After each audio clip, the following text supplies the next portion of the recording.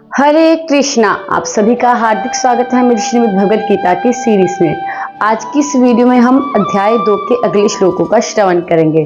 उससे पहले आप चैनल को सब्सक्राइब कर दीजिए और वीडियो को लाइक कर दीजिए। और श्लोक शुरू करने से पहले हम मंगलाचरण का उच्चारण करेंगे, जिससे हमें भगवान कृष्ण, गुरु और वैष्णवों की कृपा मिलेगी। तो चलिए शुरू करते हैं मंगलाचरण। ओम अज्ञानतिमिरान्धस्य ज्ञानाञ्जनशलाकया चक्षुरुन्मिलितं येन तस्मै श्रीगुरवे नमः। श्रीचैतन्यमनोभीष्टं स्थापितं येन भूतले स्वयं रूपः कदा मह्यं ददाति स्वपदान्तिकं।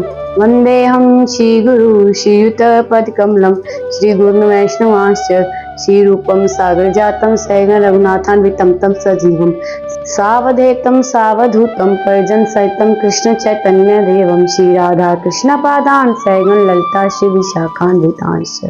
नमां विष्णुपादाय कृष्ण प्रेष्ठाय भूतले श्रीमते भक्ति वेदांत स्वामी निति नामिने। नमस्ते सारस्वते देवे गौरवाणी प्रचारिणे निर्विशेष शून्यवादी पाश्चात्य देश तारिणे। हे कृष्ण करुणा सिंधु दीनबंधु जगतपते गोपेश गोपिका कांत श्री राधा कांत नमोस्तुते। तप्त कांचन गौरांगी श्री राधे वृंदावनेश्वरी वृषभानुसुते देवी प्रणमामि हरिप्रिये। वाञ्छा कल्पतरुभ्यश्च कृपा सिन्धुभ्येव च पतितानां पावनेभ्यो वैष्णवेभ्यो नमो नमः। जय श्री कृष्ण चैतन्य प्रभु नित्यानंद श्री अद्वैत गदाधर श्रीवासादि गौर भक्त वृंद। हरे कृष्णा कृष्ण कृष्णा हरे हरे हरे राम राम राम हरे हरे। हरे कृष्णा। श्रीमद् भगवद गीता अध्याय 2 गीता का सार श्लोक संख्या 7। कार्पण्य दोषो अपहत स्वभावा पृच्छामि तां धर्म समूढ़ चेता यच्छ्यसानं चितं ब्रूहि तन्मे शिष्यस्तेऽहं शाधि मां त्वां प्रपन्नम्। अर्थ: अब मैं अपनी कृपण दुर्बलता के कारण अपना कर्तव्य भूल गया हूँ और सारा धैर्य खो चुका हूँ। ऐसी अवस्था में मैं आपसे पूछ रहा हूँ कि जो मेरे लिए श्रेयस्कर हो उसे निश्चित रूप से बताएं। अब मैं आपका शिष्य हूँ और आपका शरणागत हूँ, कृपया मुझे उपदेश दें। इस श्लोक से पहले जो अर्जुन थे ना, वो भगवान कृष्ण को अपना सखा मानते थे, सखा के रूप में ट्रीट करते थे। पर लेकिन जब वो युद्ध में पहुंचे, इतना कुछ देख के इतने परेशान हो गए कि मैं युद्ध कैसे करूंगा, तब उन्होंने उनको सखा ना मानकर अपने गुरु के रूप में माना और बोला कि अब मैं आपका शिष्य हूँ, आप मुझे बताइए कि मेरे लिए श्रेष्ठकर क्या है। क्योंकि एक गुरु ही है जो हमें किसी भी पथ का अनुसरण करवा सकते हैं, हमें कैसे अपनी लाइफ को चलाना है, कैसे भगवान के नजदीक जाना है और हमें दुविधा में हमें क्या करना है, ये गुरु ही हमारा मार्गदर्शन कर सकते हैं। इसलिए अर्जुन यहाँ पर भगवान कृष्ण को बोलता है कि अब आप मेरे गुरु हैं और मैं आपके शरणागत हूँ, आपका शिष्य हूँ, आप मुझे बताएं कि मेरे लिए क्या अच्छा है, क्या बुरा है। तात्पर्य: यह प्राकृतिक नियम है कि भौतिक कार्यकलाप की प्रणाली ही हर एक के लिए चिंता का कारण है। पग पग पर उलझन मिलती है, अतः प्रामाणिक गुरु के पास जाना आवश्यक है, जो जीवन के उद्देश्यों को पूरा करने के लिए समुचित पथ निर्देशन दे सके। समग्र वैदिक ग्रंथ हमें यह उपदेश देते हैं कि जीवन की अनचाही उलझनों से मुक्त होने के लिए प्रामाणिक गुरु के पास जाना चाहिए। ये उलझने उस दावाग्नि के समान हैं जो किसी के द्वारा लगाए बिना भभक उठती हैं। इसी प्रकार विश्व की स्थिति ऐसी ही है कि बिना चाहे जीवन की उलझने स्वतः उत्पन्न हो जाती हैं। कोई नहीं चाहता कि आग लगे, किंतु फिर भी वह लगती है और हम अत्यधिक व्याकुल हो उठते हैं। अतः वैदिक वडम्बे उपदेश देता है कि जीवन की उलझनों को समझने तथा उनका समाधान करने के लिए हमें परंपरागत गुरु के पास जाना चाहिए। जिस व्यक्ति का प्रामाणिक गुरु होता है वह सब कुछ जानता है, अतः मनुष्य को भौतिक उलझनों में न रहकर गुरु के पास जाना चाहिए। यही इस श्लोक का तात्पर्य है। आखिर भौतिक उलझनों में कौन सा व्यक्ति पड़ता है? वह जो जीवन की समस्याओं को नहीं समझता। बृहद आरण्य उपनिषद में व्याकुल मनुष्य का वर्णन इस प्रकार हुआ है। कृपण वह है जो मानव जीवन की समस्याओं को हल नहीं करता और आत्म साक्षात्कार के विज्ञान को समझे भी कुकर सुकर की भांति इस संसार को त्याग कर चला जाता है। जीव के लिए यह मनुष्य जीवन अत्यंत मूल्यवान निधि है। इसका उपयोग वह अपने जीवन की समस्याओं को हल करने में कर सकता है। अतः जो इस अवसर का लाभ नहीं उठाता वह कृपण है। ब्राह्मण इसके विपरीत होता है, जो इस शरीर का उपयोग जीवन की समस्त समस्याओं को हल करने में करता है। देहात्म बुद्धिवश कृपण या कंजूस लोग अपना सारा समय परिवार, समाज, देश आदि के अत्यधिक प्रेम में गवा देते हैं। मनुष्य प्राय चर्म रोग के आधार पर अपने पारिवारिक जीवन अर्थात पत्नी, बच्चों तथा परिजनों में आसक्त रहता है। कृपण यह सोचता है कि वह अपने परिवार को मृत्यु से बचा सकता है, अथवा वह यह सोचता है कि उसका परिवार या समाज उसे मृत्यु से बचा सकता है।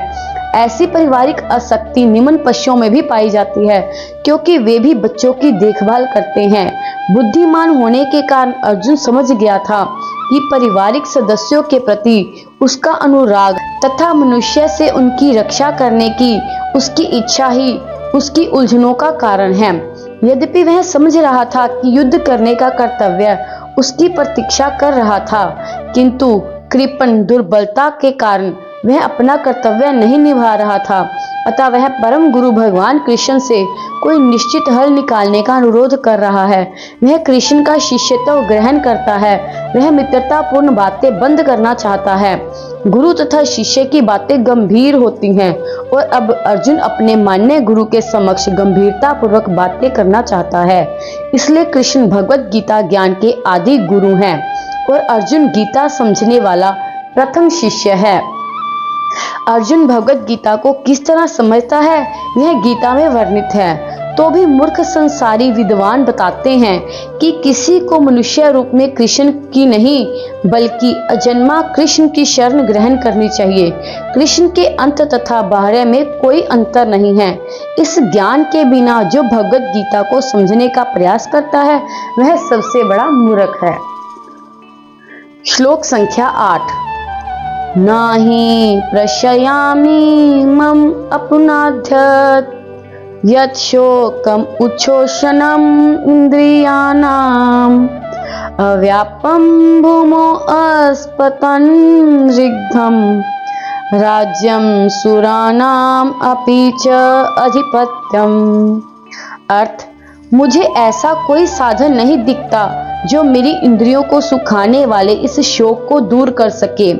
स्वर्ग पर देवताओं के अधिपत्य की तरह इस धन धान्य संपन्न सारी पृथ्वी पर निष्कंटक राज्य प्राप्त करके भी मैं इस शोक को दूर नहीं कर सकूंगा। अर्थ, यद्यपि अर्जुन धर्म तथा सदाचार के नियमों पर आधारित अनेक तर्क प्रस्तुत करता है, किंतु ऐसा प्रतीत होता है कि वह अपने गुरु भगवान श्री कृष्ण की सहायता के बिना अपनी असली समस्या को हल नहीं कर पा रहा। वह समझ गया था कि उसका तथाकथित ज्ञान उसकी उन समस्याओं को दूर करने में व्यर्थ है जो उसके सारे अस्तित्व शरीर को सुखाए दे रही हैं। उसे इन उलझनों को भगवान कृष्ण जैसे आध्यात्मिक गुरु की सहायता के बिना हल कर पाना असंभव लग रहा था। शैक्षिक ज्ञान, विद्वता, उच्च पद, ये सब जीवन की समस्याओं का हल करने में व्यर्थ हैं। यदि कोई इसमें सहायता कर सकता है तो वह एकमात्र गुरु ही है। अतः निष्कर्ष यह निकला कि गुरु जो 100% कृष्ण भावना भावित होता है वही एकमात्र प्रमाणिक गुरु है और वही जीवन की समस्याओं को हल कर सकता है। भगवान चैतन्य ने कहा है कि जो कृष्ण भावना अमृत के विज्ञान में दक्ष हो, कृष्ण तत्ववेता हो, चाहे वह जिस किसी जाति का हो, वही वास्तविक गुरु है। किबा विपर किबा न्यासी शूद्र के नाह नए, यही कृष्ण तत्ववेता सही गुरु है। कोई व्यक्ति चाहे वह विप्र हो, निम्न जाति में जन्मा शूद्र हो या कि सन्यासी, यदि वह कृष्ण के विज्ञान में दक्ष है तो वह यथार्थ प्रमाणिक गुरु है। अतः कृष्ण तत्ववेता हुए बिना कोई भी प्रमाणिक गुरु नहीं हो सकता। वैदिक साहित्य में भी कहा गया है, विद्वान ब्राह्मण भले ही वह संपूर्ण वैदिक ज्ञान में प्रांगत क्यों ना हो, यदि वह वैष्णव नहीं है या कृष्ण भावनामृत में दक्ष नहीं है तो गुरु बनने का पात्र नहीं है, किंतु शूद्र यदि वह वैष्णव या कृष्ण भक्त है तो गुरु बन सकता है। संसार की समस्याओं जन्म, जरा, व्याधि तथा मृत्यु की निवृत्ति धन संचय तथा आर्थिक विकास से संभव नहीं है। विश्व के विभिन्न भागों में ऐसे राज्य हैं जो जीवन की सारी सुविधाओं से तथा संपत्ति एवं आर्थिक विकास से पूरित हैं, किंतु फिर भी उनके सांसारिक जीवन की समस्याएं ज्यों की त्यों बनी हुई हैं। वे विभिन्न साधनों से शांति खोजते हैं, किंतु वास्तविक सुख उन्हें तभी मिल पाता है जब वे कृष्ण भावनामृत से युक्त कृष्ण के प्रामाणिक प्रतिनिधि के माध्यम से कृष्ण अथवा कृष्ण तत्व पूरक भगवत गीता तथा श्रीमद् भागवत के परामर्श को ग्रहण करते हैं। यदि आर्थिक विकास तथा भौतिक सुख किसी के पारिवारिक, सामाजिक, राष्ट्रीय या अंतर्राष्ट्रीय अव्यवस्था से उत्पन्न हुए शोकों को दूर कर पाते तो अर्जुन यह ना कहता कि पृथ्वी का अप्रियतम राज्य या स्वर्गलोक में देवताओं की सर्वोच्चता भी उसके शोक को दूर नहीं कर सकती। इसलिए उसने कृष्ण भावनामृत का ही आश्रय ग्रहण किया और यही शांति तथा समरसता का उचित मार्ग है।